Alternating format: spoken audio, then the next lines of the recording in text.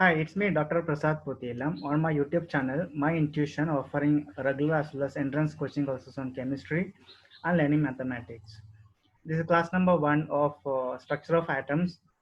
The first point, discovery of subatomic particles, discovery of electrons.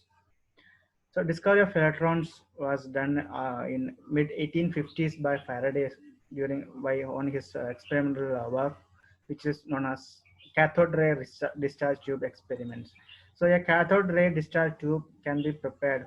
They prepared with a glass tube, a glass fused like this, such that a vacuum is created to create a less pressure inside the gas, because the ions, the movement of charged particles will be possible if there is a less pressure.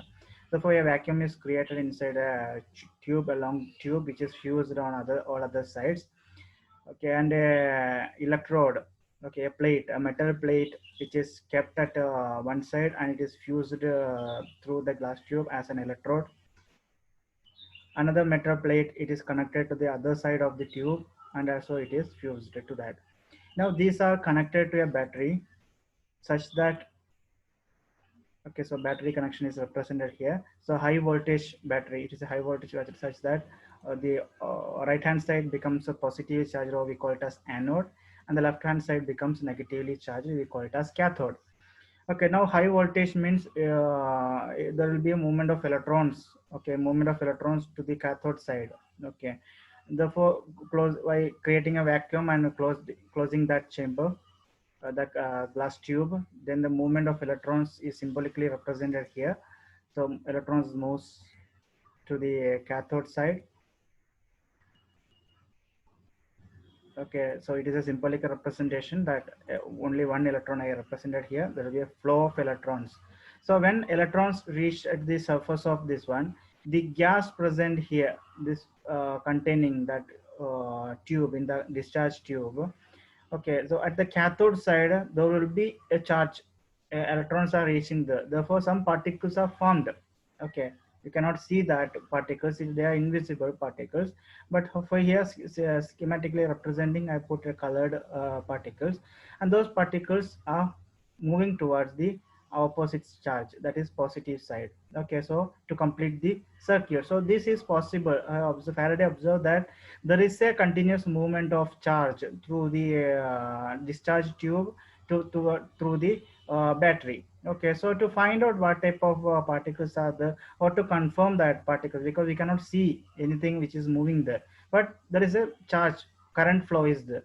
Therefore, he modified the discharge. Scientists, they later modified the discharge tube. They prepared like this, somewhat like this. A metal plate is taken as the electrode. Another metal plate with pores, or say holes, or are taken as another electrode.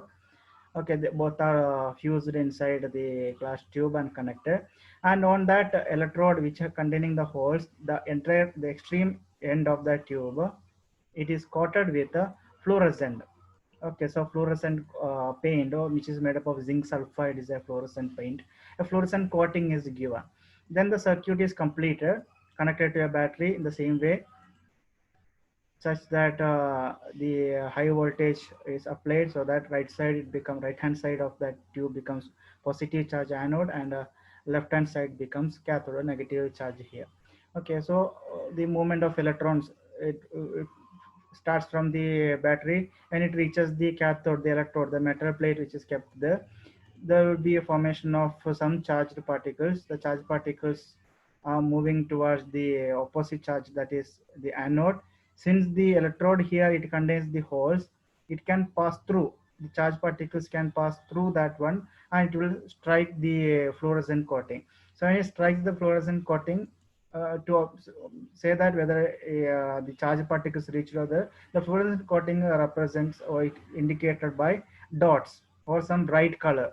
So it confirmed that some particles are moving. There is a movement of some particles from cathode side, or we call it as cathode ray. Therefore, the name is given as cathode ray. So cathode ray is happening. That means some particles from cathode side, it reaches the anode side to complete the electronic circuit. Okay. Now, to find out in detail what is the nature of that particles, further modified cathode ray tube is prepared, cathode and anode with a hole, so that the charged particles can pass through. Once it on the cathode side, it forms it at speed, it passes and it can go and strike, and it will hit the fluorescent screen in a straight line, and it hit at the point B. If a magnetic field is kept on the passage of that charged particle, it is observed that the particles are deviating from the straight line and hitting a separate another point, which is C. Okay, that is depending upon the magnitude of this magnet, what magnetic force is applied.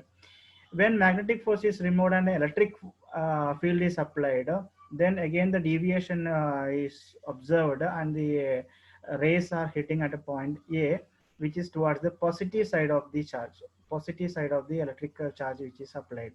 Okay, therefore, based on all these calculated measurements, uh, experiments, he concluded that the cathode rays starts from cathode and move towards the anode.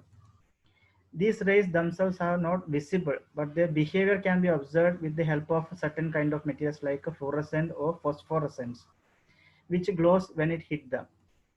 In the absence of electrical or magnetic field, these rays travel in straight lines. Presence of electric or magnetic field, the behavior of cathode rays are similar to that expected from a negatively charged particle. Okay, suggesting that the cathode rays consist of negatively charged particle, and they named them as electrons. The characteristics of cathode rays, the electrons, do not depend upon the material of electrode and nature of the gas present in the cathode ray. Okay, whatever may be the gas taken in the cathode ray tube, whatever may be the materials, the metals used as an electrode, electrons are formed. Okay, so that is the conclusion from this experiments. So from cathode ray experience, we concluded that there is a negatively charged particles in atoms. Okay, atom is not the smallest one. There are subatomic particles. The first subatomic particle which is experimentally found out was electron, that is negatively charged. So once we got found that a negatively charged particle is there, which is known as electron, then its charge, its mass, everything we need to find out. Therefore, experiments were continued.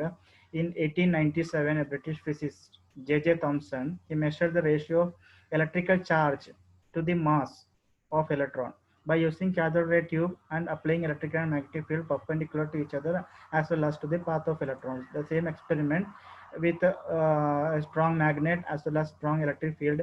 By varying the magnetic field and electric field, they observed the passage or the movement of the electrons, or the where the electrons are going and striking the fluorescent screen. Based on that, they find out some inferences that the amount of deviation of the particles from their path in the presence of electrical or magnetic field depends on the magnitude of negatively charge on the particle.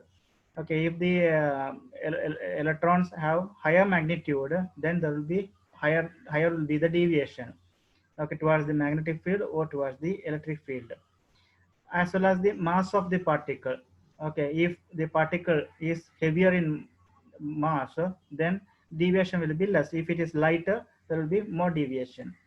The strength of the electrical or magnetic field, if electric or magnetic field strength is higher, there will be higher will be the deviation.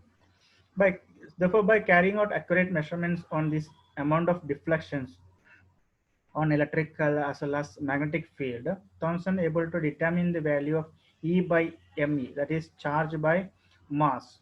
That ratio he found as 1.758820 into multiplied by 10 to the power 11 coulombs per kilogram, where charge of electron is in coulombs and the mass is in kilogram. Okay, therefore 1.758820 multiplied by 10 to the power 11 coulombs per kilogram is the charge to mass ratio of electrons. Okay, so thank you very much for watching my video. Continuous classes are there in my YouTube channel. Please do subscribe my YouTube channel and support me. Once again, thank you very much and have a nice day.